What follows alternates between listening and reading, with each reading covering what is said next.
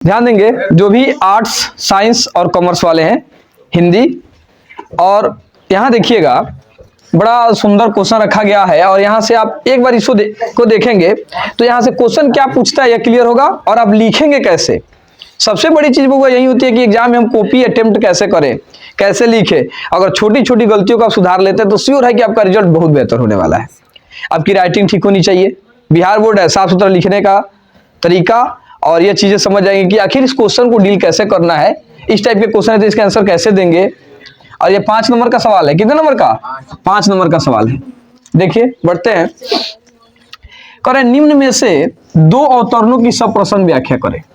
2 को अवतरण देगा, ठीक है ना, 2 को करना है, 4 को देगा। हम यहाँ पे बोर्ड पे 2 ही लिखे हैं, देखिएगा 4 को देगा। 2 को देगा गद से, कहां से? गद से 2 को, और हाँ काव्य खंड से 2 को रहेगा। अब दोनों में से 4 को दे दिया, चारों में से कोई 2 को आप क्या कर सकते हैं, एकदम व्याख्या कर सकते हैं, आपकी जो इच्छा हो। समझ में रहे?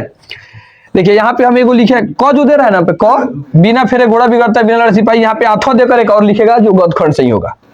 ख नंबर में लिखे हैं काव्य खंड से दिया है, आठवां देकर एक और लिखेगा जो भी क्या होगा, काव्य खंड से ही होगा। तो सब प्रसंग व्याख्या करने वाले 4 को क्वेश्चन रहेगा, बनाना का है मात्र 2 को सब करना है। तो 2 को सब करेंगे, कितना नंबर मिल गया बउआ?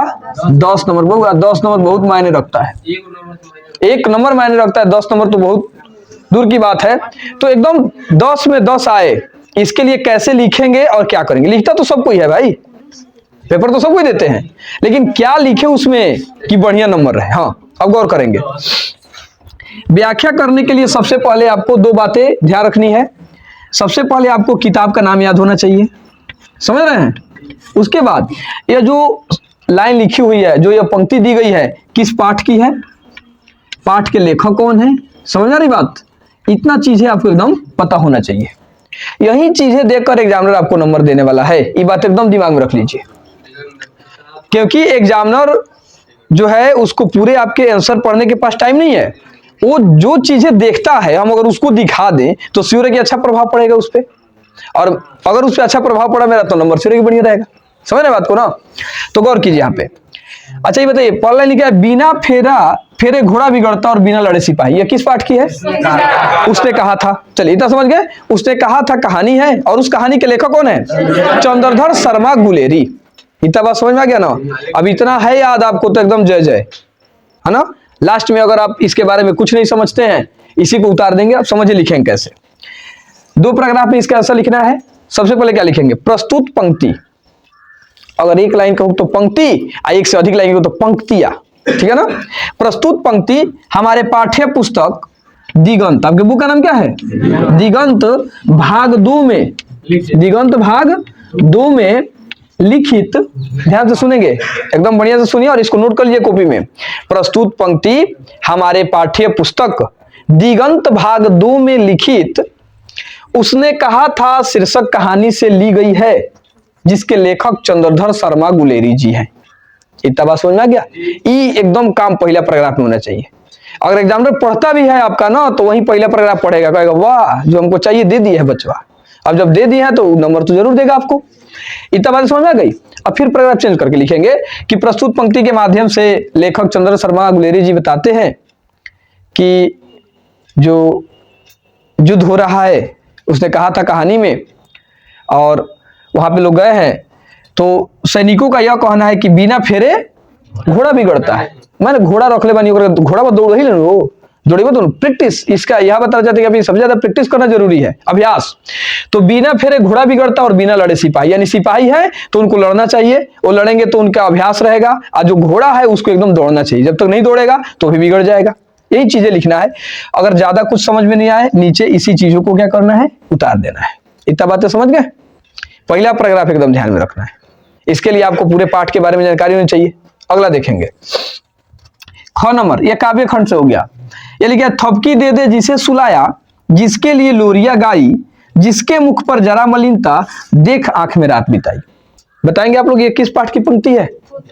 पुत्र वियोग, ठीक है ना। अब पुत्र वियोग के कवित्री कौन है जी? सुभद्रा कुमारी चौहान। सुभद्रा कुमारी जी हैं, सुभद्रा कुमारी चौहान जी। इतना पता हो गया।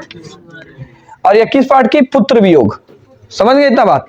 तो इतना अगर आपको पता होगा तो आप आराम से लिख पाएंगे। पहले पैराग्राफ लिखा जाए, पहले यह लिखेंगे कि प्रस्तुत पंक्ति हमारे पाठ्य पुस्तक। अच्छा, यहाँ पंक्ति लिखेंगे, पंक्तियां लिखेंगे, क्योंकि कई सारे पंक्ति हैं, पंक्ति में तो लाइन होते हैं, कई सारे लाइन, तो पंक्तियां लिखेंगे ऐसे, पंक्तियां क्या लिखेंगे? हाँ, ऐसे लिखेंगे पंक्तियां। समझ में आया? तो प्रस्तुत पंक्तियां हमारे पाठ्य पुस्तक दिगंत भाग 2 में लिखित पुत्र वियोग शीर्षक कविता से ली गई है, जिसके कवित्री सुभद्रा कुमारी चौहान जी। समझ में आया? पैराग्राफ चेंज करके लिखेंगे। और ये प्रस्तुत पंक्ति के माध्यम से कवित्री सुभद्रा कुमारी चौहान जी बताती है कि एक माँ के लिए वह समय कितना कष्टदायक होता है जब उसका पुत्र उसके पास न हो, अकारण उसकी मृत्यु हो गई हो। और वही कह रही है कि देखिए, माँ जो होती है एक बच्चों को थपकी देकर उसे सुलाती है, लोरी गाती है, जिसके लिए उसके मुख पर जरा सी उदासी देखकर रात को उसे नींद नहीं आती, रात भर जगे रह जाती है, देख आंख में रात बीते। समझ में? रात भर वो जगे रह जाती है, और वह बच्चा अगर उसे असमय छोड़कर चला जाए तो इससे बड़ा कष्टमय जीवन माँ के लिए कुछ नहीं हो सकता है। समझ में आया बात? इतना चीज है। अच्छा, यह जो है इसका अर्थ बदलकर आप थोड़ा सा समझकर अर्थ बदल के लास्ट वाले पैराग्राफ में लिख सकते हैं, लेकिन पहला पैराग्राफ आपका एकदम मजबूत होना चाहिए। और पहला पैराग्राफ में क्या लिखना है, क्या बातें लिखनी है, ये समझ गए आप लोग? किताब के नाम, जो पंक्ति है किस पाठ से लिया गया है, और उस पंक्ति के लेखक या कवि कौन है। समझ में आया? अब पैराग्राफ चेंज करके, क्योंकि एग्जाम में आपका पहला पैराग्राफ ही देखने वाला है, वह बेहतर एकदम होना चाहिए। कोई दिक्कत?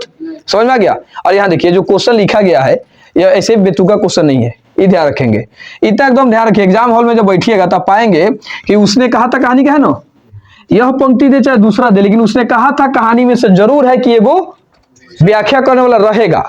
काव्य खंड की बात कर दे तो पुत्र वियोग, और यहाँ लिखा गया पुत्र वियोग से, अगर यह लाइन ना हो, दूसरा लाइन दिया हो, लेकिन पुत्र वियोग से भी रहेगा तो रहेगा। समझ में आ गया? तो यह चीजें एकदम ध्यान में रख लेंगे। आई थिंक आप इसे बहुत बढ़िया से समझ चुके होंगे। अगर आपको अच्छा लगा हो तो अपने मित्रों के भी शेयर कर दीजिए, ताकि उनका भी बेड़ा घर, जो बेड़ा घर होने वाला बेड़ा पार हो जाए। जी चलिए, तो फिर हम आपसे मिलेंगे नेक्स्ट वीडियो में। जय हिंद, जय भारत।